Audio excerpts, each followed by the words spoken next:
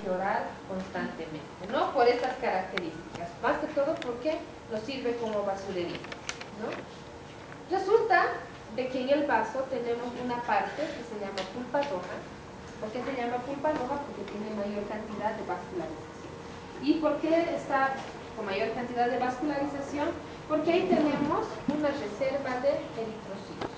Tenemos otra parte que es una pulpa blanca que básicamente tiene vascularización pero en menor cantidad, pero su característica es que va a haber un filtro de antígenos. Muy bien, resulta, muchachos, de que el vaso va a ser un filtro, pero de la vía sanguínea, ¿ya? Eso quiero que se acuerden bien. El que va a filtrar toda la vía sanguínea es el vaso. Y este otro órgano linfoideo, como es el ganglio linfático, va a filtrar todos los antígenos, pero ya no por la vía sanguínea, sino por la vía linfática, ¿no? Tenemos la linfa, que es un concentrado de una serie de sustancias que van a desembocar en el conducto torácico y ahí se va a realizar otro tipo de clasificación.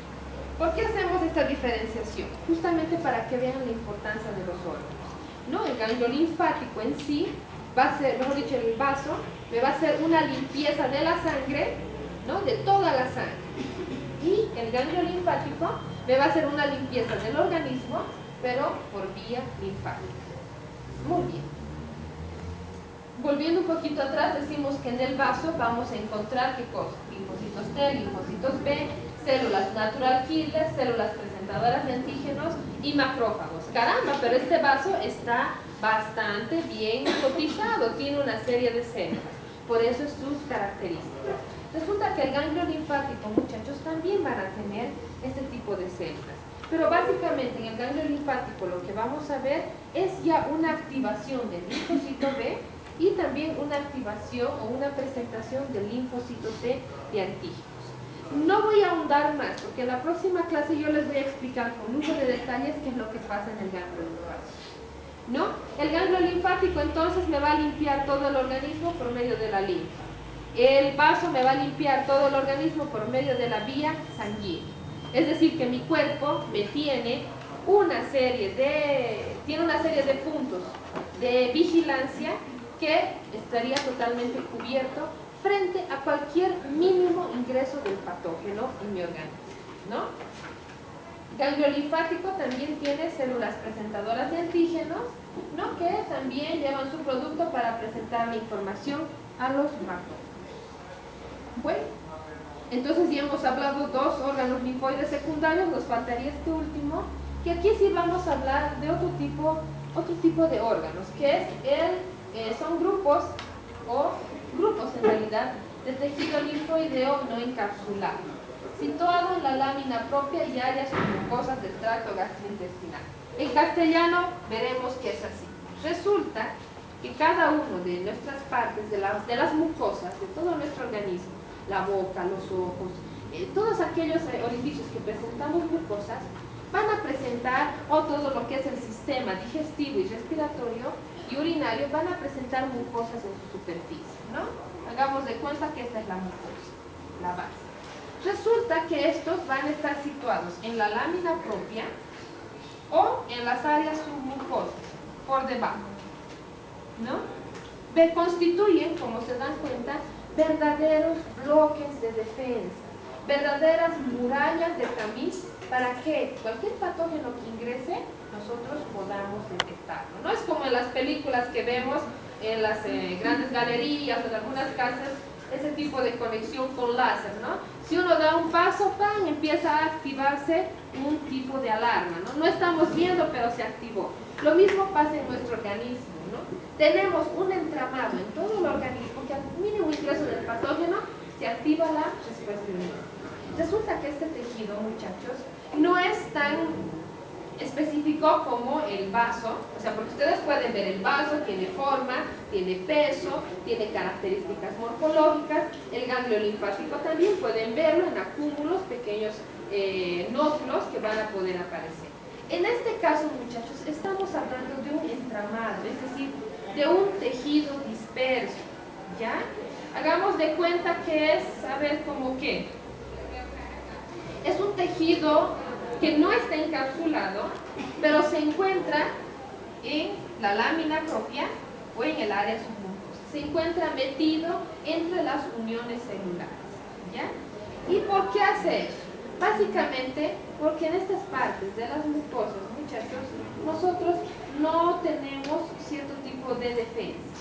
Entonces el organismo es tan sabio que vio la forma más conveniente de entramar este tejido en medio de ellos para que de esta forma pueda bloquear la entrada de patógenos. Cuando está situado a nivel del tracto gastrointestinal, diremos que son de tipo GAL. Cuando están en las vías respiratorias será el NAD o BAL, y cuando será en el tracto genitourinario u otras mucosas hablaremos del MAL, ¿no? Tejido linfoideo asociado a mucosa. Muchachos, algo que tienen que saber muy bien: todo tipo de mucosa genera un antígeno específico. Cualquiera que sea la mucosa, sea respiratoria, sea urinaria, sea gastrointestinal, va a generar un tipo de inmunoglobulina. La inmunoglobulina específica de las mucosas es la inmunoglobulina A, ¿ya? Así como de los parásitos vimos que era la inmunoglobulina E, bueno, se las voy a mostrar después, pero para las mucosas es específica la inmunoglobulina A, ¿ya?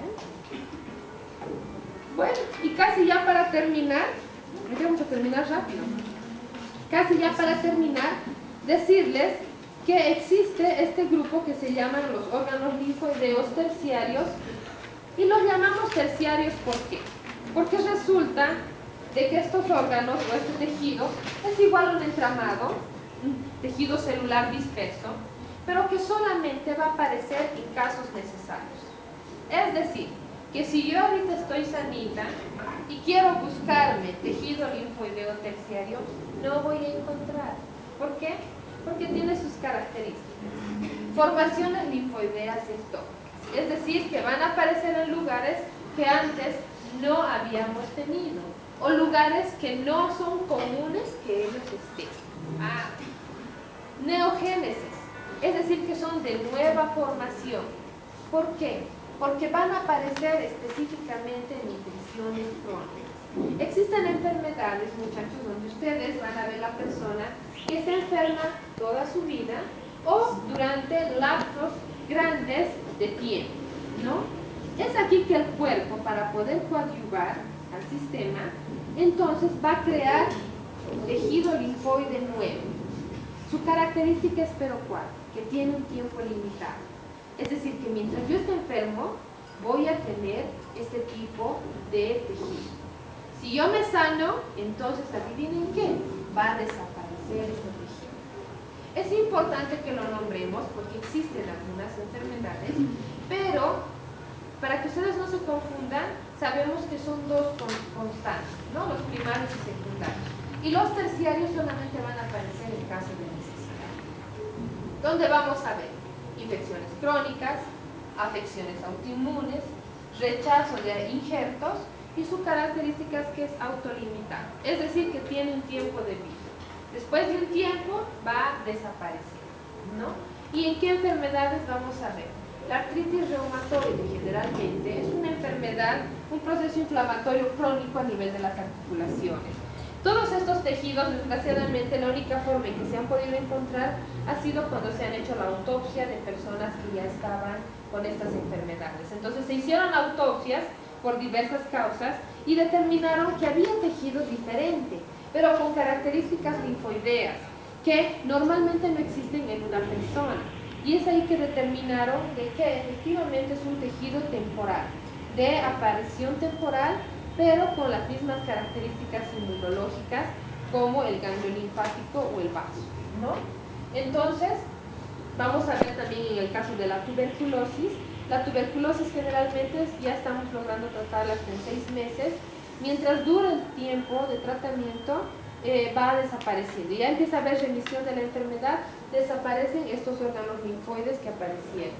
La enfermedad de Crohn es una patología gastrointestinal que igual, mientras tengamos esa enfermedad, vamos a tener tejido linfoide que va a aparecer en una serie de partes de nuestro cuerpo.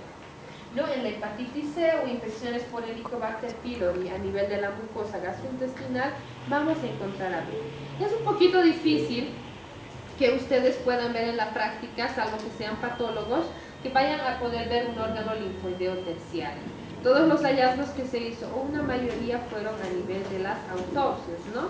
Pero vale que ustedes sepan y conozcan que existe este tercer órgano, ¿no? Bueno, hoy día la clase es cortita, que les va